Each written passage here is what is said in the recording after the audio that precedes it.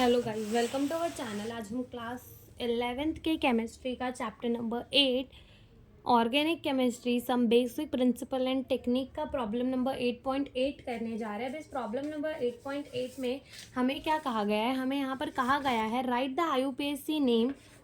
IUPAC name of the compound 1 to 4 from there given structure. हमें 1 से 4 में 4 structure given है, हमें उनके आईयूपीएसी नेम लिखने। ठीक है, तो स्टार्ट करते हैं अपने क्वेश्चन को। तो जो सबसे पहला स्ट्रक्चर गिवन है हमें वो ये स्ट्रक्चर गिवन है।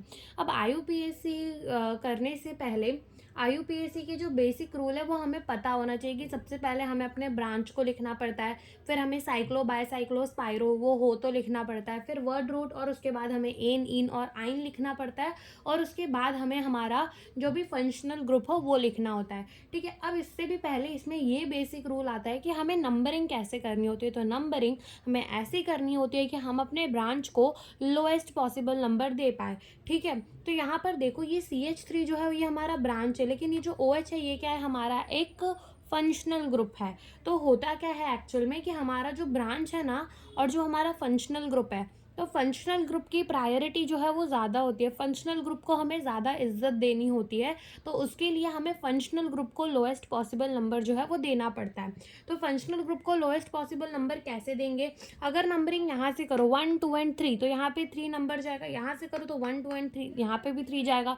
तो हम लोएस्ट नंबर किसे देंगे? अपने फंक्शनल ग्रुप को। तो नंबरिंग कैसे होगी? 1, ये 2, 3, 4, 5, 6, 7 और ये 8 कार्बन की हमारी लॉन्गेस्ट चेन बनेगी। अब सबसे पहले हमें क्या लिखना होता है कि हमारा कोई फंक्शनल कोई ब्रांच तो नहीं, बिल्कुल ब्रांच है। कौन से नंबर के कार्बन है? 6 नंबर के कार्बन में है। क्या हमारा ब्रांच लगा हुआ है? मिथाइल। 1 कार्बन का है तो क्या कहेंगे? उसको मिथाइल कहेंगे। 2 कार्बन का होता तो क्या कहते? इथाइल कहते।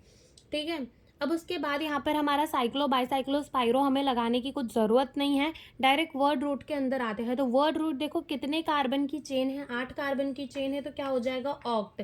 फिर उसके बाद देखो कार्बन कार्बन के बीच में हर एक के में सिंगल बॉन्ड है, तो क्या आ जाएगा? एन। तो ये क्या हो जाएगा? 6 मिथाइल ऑक्टेन। लेकिन अभी नाम पूरा नहीं हुआ है। अब यहाँ पर देखो तीसरे नंबर पे हमारा क्या लगा हुआ है? फंक्शनल ग्रुप लगा हुआ है, तो हम उसमें क्या लिखेंगे? 3। और ये कौन सा फंक्शनल ग्रुप है? एल्कोहल। तो एल्कोहल के लिए क्या सफिक्स यूज होती है? All, OL। ठीक है, अभी क्या ये नाम पूरा हो गया? 6 मिथाइल ऑक्टेन 3 ऑल? नहीं, अभी भी नाम जो है वो हमारा पूरा नहीं हुआ। यहाँ पर हमें अपने वॉवल वाला रूल लगाना पड़ेगा। वॉवल वाला रूल क्या कहता है कि 2 वॉवल कभी हमारे साथ में नहीं आने चाहिए। देखो अब ये ई जो है वो एक वॉवल है, ओ भी जो है वो एक वॉवल है, तो हमें ई को यहाँ से हटा देना पड़ेगा। ठीक है, तो ई को यहाँ से हटा देंगे तो यहाँ पर ये हमारे इस कंपाउंड का सही नाम हो जाएगा 6 मिथाइल ऑक्टन 3 ऑल। ठीक है, तो ये हमारे पहले कंपाउंड का नाम हो गया। ठीक है, सेकेंड नंबर पे आते हैं। सेकेंड नंबर पे हमें कंपाउंड गिवन है CH3, CH2, C double bond O, CH2, C double bond O और CH3। ठीक है, अब देखो यहाँ पर हमारा कोई ब्रांच नहीं लगा हुआ, यहाँ पर लगे हुए हैं हमारे फंक्शनल ग्रुप। क्या लगे हुए हैं? हमारे फंक्शनल ग्रुप लगे हुए हैं। नंबरिंग कहाँ से करेंगे कि हम अपने फंक्शनल ग्रुप को लोएस्ट पॉसिबल नंबर दे पाए? तो देखो यहाँ से 1 एंड 2 नंबर मिल जाएगा, यहाँ से चलेंगे तो 3 नंबर मिलेगा। तो नंबरिंग कहाँ से करेंगे? यहाँ से। ये होगा 1, ये होगा 2, ये होगा 3, ये होगा 4, ये वाला कार्बन 5 और ये वाला कार्बन क्या होगा? हमारा 6 होगा।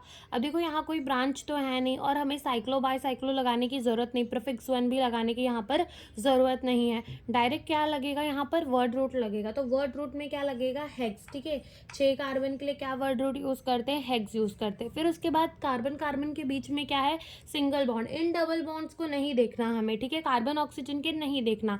डबल बॉन्ड किसके देखने होते हैं? कार्बन कार्बन के बीच के डबल बॉन्ड देखने होते हैं। तो यहाँ पे कार्बन कार्बन पे क्या लगे हुए हैं? सिंगल बॉन्ड लगे हुए हैं, तो क्या यूज़ करेंगे? एन यूज़ करेंगे। सिंगल बॉन्ड के लिए क्या यूज़ करते हैं? एन। डबल बॉन्ड के लिए ENE ईन। ठीक है, और ट्रिपल बॉन्ड के लिए YNE आइन यूज़ करते हैं। ठीक है, तो यहाँ पर क्या हो जाएगा? हेक्सेन। फिर उसके बाद देखो यहाँ पर हमारे फंक्शनल ग्रुप की बात करें तो फंक्शनल ग्रुप हमारे 2 लगे हुए हैं। कौन से फंक्शनल ग्रुप है? कीटोन। जब C डबल बॉन्ड O होता है और आजू बाजू अलग अलग ग्रुप लगे होते हैं तो वो हमारा कौन सा फंक्शनल ग्रुप होता है? कीटोन होता है। ठीक है, तो यहाँ पर कीटोन फंक्शनल ग्रुप लगा है। तो कौन कौन से?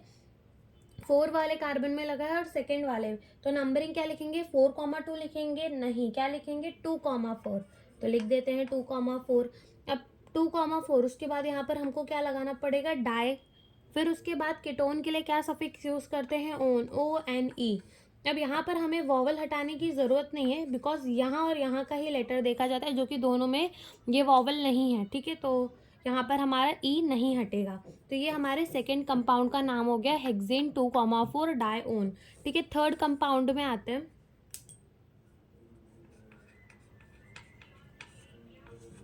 CH3C double bond O, CH2CH2 CH2COOH। अब देखो यहाँ पर हमारे फंक्शनल ग्रुप है, कितने फंक्शनल ग्रुप है, 2 फंक्शनल ग्रुप है। एक तो ये कीटोन वाला और दूसरा ये कार्बोक्सिलिक एसिड वाला, 2 फंक्शनल ग्रुप है। तो अगर हम यहाँ पर प्रायोरिटी का खेल देखें तो जो हमारा कार्बोक्सिलिक एसिड है उसकी जो प्रायोरिटी होती है वो ज़्यादा होती है देन कीटोन। तो नंबरिंग यहाँ से स्टार्ट करनी पड़ेगी, 1, ये 2, ये 3, ये 4 और ये 5 और ये क्या हो जाएगा, 6। अब देखो यहाँ पर ये वाली नेम जो है बहुत अच्छी है, अगर समझा जाए तो इसमें थोड़ी अलग चीज़ आ जाती है। क्या अलग चीज़ आ जाती है, देखो अगर हम देखें तो ये फंक्शनल ग्रुप और ये भी फंक्शनल ग्रुप है, यानी कि क्या है, ये हमारे सफिक्स है, बिल्कुल सफिक्स है हमारे। लेकिन होता क्या है कि जब हमारे कंपाउंड के अंदर 2 अलग अलग सफिक्स होते हैं, ठीक है, 2 अलग अलग फंक्शनल ग्रुप होते हैं, तो जिसकी प्रायोरिटी ज़्यादा होती है वो खाली हमारा फंक्शनल ग्रुप रह जाता है, और जिसकी प्रायोरिटी कम होती है हमें उसे प्रीफिक्स की तरह लिखना पड़ता है। समझ में आया, जिसकी प्रायोरिटी ज़्यादा होगी उसको सफिक्स रहने दो, बट जिसकी प्रायोरिटी कम होगी, ठीक है, जैसे कि कीटोन की प्रायोरिटी कम है तो हमें प्रीफिक्स बनाना पड़ेगा, हमें इसको आगे लिखना पड़ेगा, बाद में नहीं। हम इसको फंक्शनल ग्रुप की तरह नहीं कंसिडर कर सकते।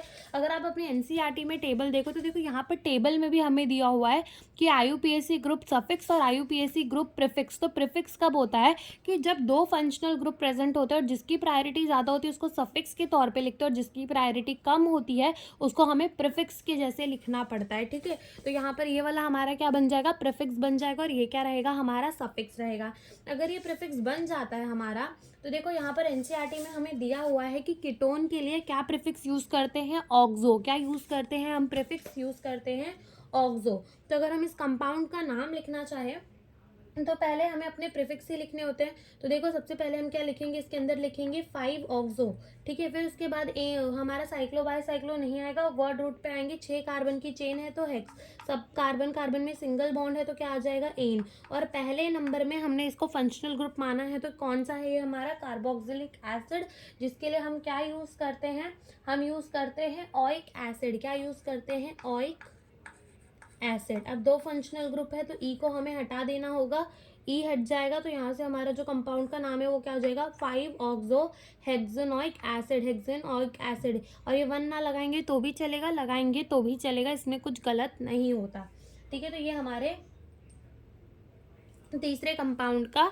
नाम हो गया, ठीक है। फोर्थ कंपाउंड देखते हैं।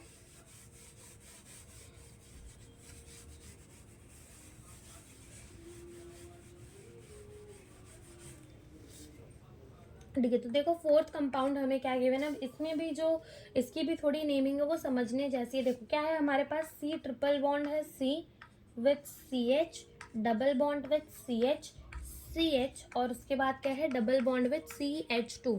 अब देखो हमारे जो यहाँ पे क्या है, डबल बॉन्ड, और यहाँ पे क्या है, ट्रिपल बॉन्ड। अब जब दोनों को नंबरिंग सेम जा रही है, यहाँ से करूँ तो 1 किसको मिल रहा है, मेरे डबल बॉन्ड को, यहाँ से नंबरिंग करूँ तो 1 किसे मिल रहा है, मेरे ट्रिपल बॉन्ड को मिल रहा है। तो अब नंबरिंग यहाँ पर मैं कहीं से भी कर सकती नहीं हूँ, नंबरिंग मुझे कहाँ से करनी पड़ेगी। अब इतना याद रख लेना कि अगर इक्वी डिस्टेंस में हो हमारे डबल बॉन्ड और ट्रिपल बॉन्ड, तो डबल बॉन्ड की प्रायोरिटी है जो ज़्यादा होती है than the triple bond, double bond को ज़्यादा इज्जत देनी पड़ती है। तो नंबरिंग कहाँ से होगी, यहाँ से 1 2 3, ये 4 होगा और ये 5, और ये वाला कार्बन कौन सा होगा, 6 वाला कार्बन, ठीक है। फिर उसके बाद देखो यहाँ पर हमारा कोई ब्रांच नहीं लगा हुआ, साइक्लो बाय साइक्लो हमें लगाना नहीं है यहाँ पर, ठीक है। तो डायरेक्ट हमें वर्ड रूट में आना पड़ेगा जो कि क्या होगा, हमारा हेक्स।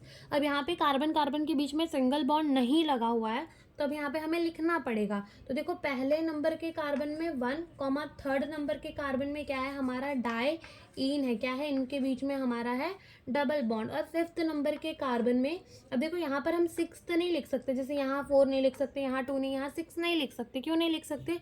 लोएस्ट नंबर देखना है, तो इसीलिए हम 3 लेते हैं, 1 लेते हैं, 5 लेते हैं, ठीक है, जिस कार्बन को कम नंबर मिले। और 5 में क्या है आइन, यानी कि क्या है हमारा ट्रिपल बॉन्ड है। तो इस कंपाउंड का नाम क्या हो जाएगा?